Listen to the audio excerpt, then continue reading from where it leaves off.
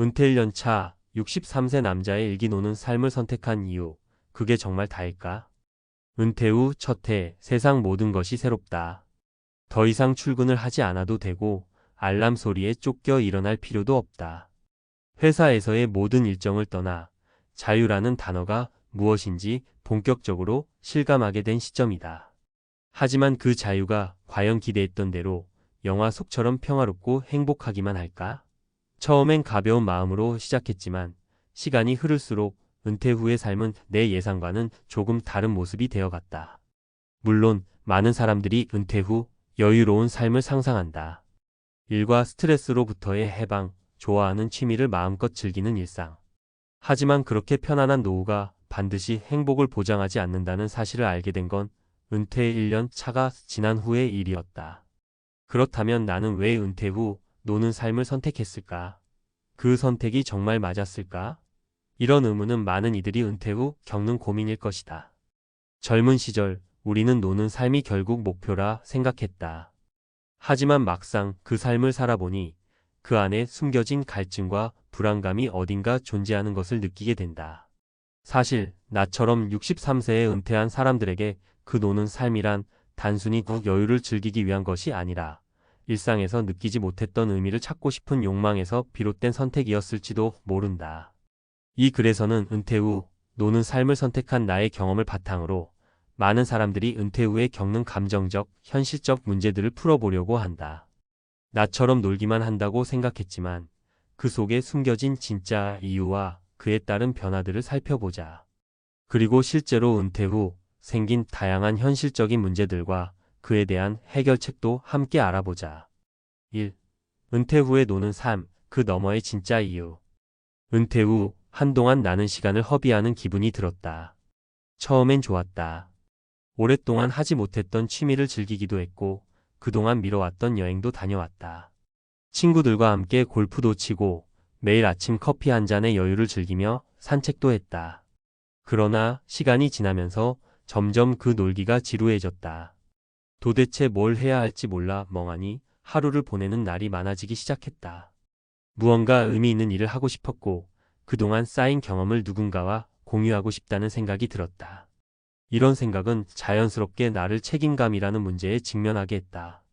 회사에 있을 땐 매일이 정해진 일로 가득 차 있었고 무엇을 해야 할지 명확하게 알고 있었다. 하지만 은퇴 후엔 그 기준이 사라졌다. 나는 더 이상 일을 하지 않는 사람일 뿐이었다. 이 상태에서 내가 무엇을 해야 할지 모르겠다거나 나만의 목표가 없다는 사실이 불안함으로 다가오기 시작했다. 나와 같은 상황을 겪는 사람들은 많을 것이다. 젊은 시절엔 아무리 힘들어도 일만 하면 해결될 것 같았다. 그런데 막상 퇴직을 하고 나니 일이 끝났다는 사실이 조금은 허전하게 느껴졌다. 이 현실적인 고민. 은퇴 후 나는 진짜 무엇을 해야 하나? 나처럼 은퇴 후 갑자기 할 일이 없어져서 고민하는 사람은 많다. 사실 은퇴 후 노는 삶은 누구나 쉽게 상상할 수 있는 것이지만 그것이 주는 공허함은 그 누구도 예상하지 못했다. 나는 처음에 집안일이나 건강관리, 취미생활 등을 하면서 시간을 보내기로 했지만 그럴수록 일에 대한 그리움이 커졌다. 일이라는 건 단순히 돈을 벌기 위한 수단이 아니었다. 그 속에 사회적 역할, 관계, 책임감 등이 묶여 있었고 그것이 나에게 필요했던 부분이었다. 그런 고민을 해결해주는 방법 중 하나는 새로운 목표를 설정하는 것이다. 예를 들어 내가 맡았던 직무나 역할을 은퇴 후에 여전히 필요로 하는 사람들과 연결되어 일을 할 수 있는 기회를 찾는 것이다. 그럼에도 불구하고 많은 사람들은 은퇴 후 몇 년간 정말 놀기만을 원한다. 그러다 보니 시간이 흐를수록 사람들은 우울감, 외로움, 심지어는 자아 상실까지 겪게 된다. 내가 겪었던 것도 그런 상황이었고 그 과정에서 많은 이들이 은퇴 후 삶의 의미를 찾는 일이 얼마나 중요한지 실감하게 된다. 3.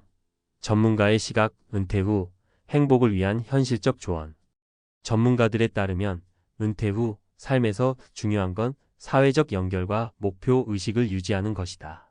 무턱대고 놀기만 하는 것이 아니라 나의 경험과 지식을 활용할 수 있는 활동을 찾아보라는 것이다. 예를 들어 자원봉사나 사회적 활동에 참여하거나 새로운 취미를 배우는 것도 좋은 방법이 될 수 있다. 은퇴 후 사람들은 대개 자신이 무엇을 해야 할지 모르고 사회와의 연결고리를 잃어버린다.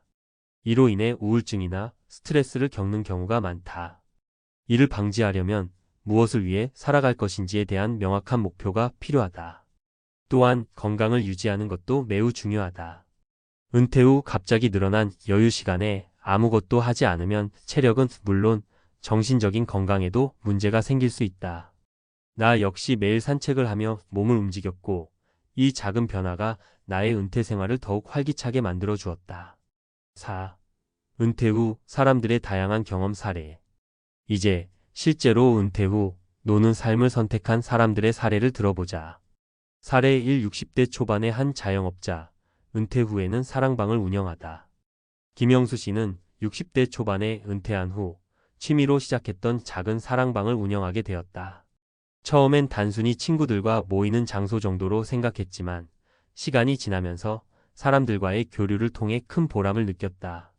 김 씨는 자주 오는 단골 손님들과 깊은 대화를 나누며 자신이 은퇴 후에도 사회적 역할을 할 수 있다는 사실에 큰 만족감을 느꼈다. 사례 2. 은퇴 후 새로운 직업을 찾은 홍수정 씨. 홍수정 씨는 은퇴 후 평생 꿈꾸었던 도자기 제작을 배우기 시작했다. 그 후 그녀는 도자기 작업실을 열어 지역 주민들과 함께 작품을 만들어가는 즐거운 삶을 살고 있다.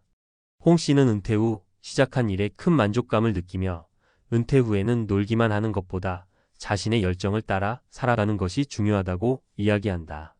사례 3. 유럽으로 이주한 60대 남성, 새로운 인생의 시작. 정호철 씨는 은퇴 후 유럽으로 이주하여 새로운 삶을 시작했다. 그는 비즈니스 경험을 살려 작은 카페를 운영하고 있으며 현지인들과의 교류를 통해 깊은 인간관계를 맺고 있다.